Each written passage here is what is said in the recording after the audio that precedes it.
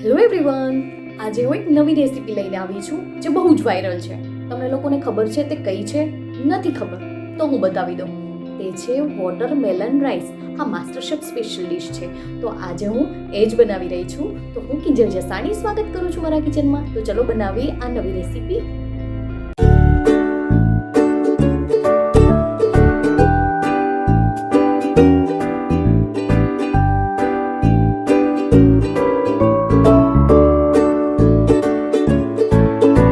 તો master chef special watermelon rice બનાવવા માટે ચોખા લઈ લીધા છે અને ચોખાને 2 થી 3 વખત પાણીથી સાફ કરી લેવાના છે.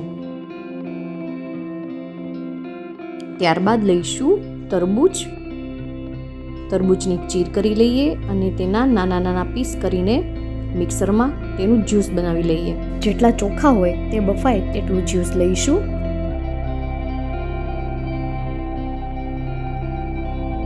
જ્યુસ તૈયાર થઈ જાય એટલે તેને ગાળીથી ગાળી લઈશું. હવે કડાઈમાં ઘી લઈ લીધું છે. ઘી ગરમ થાય એટલે તેમાં નાખીશું કલોંજી. આ કલોંજીથી જ સારો ટેસ્ટ આવે છે એટલે કલોંજી જરૂરથી લેવી. ત્યારબાદ તેમાં એડ કરીશું તજનો એક નાનો ટુકડો. ત્યારબાદ તેમાં નાખીશું મગજતરીના બી. હવે તેમાં એડ કરીશું કાજુ અને બદામના ટુકડા.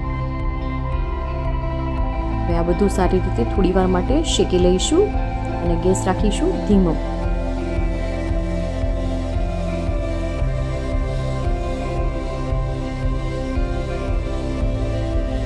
હવે તેમાં એડ કરીશું ચોખા.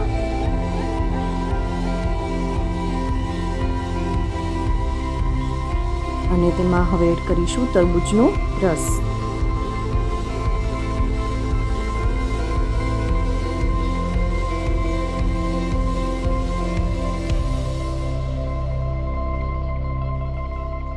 ત્યારબાદ તેમાં એડ કરીશું ચીલી ફ્લેક્સ.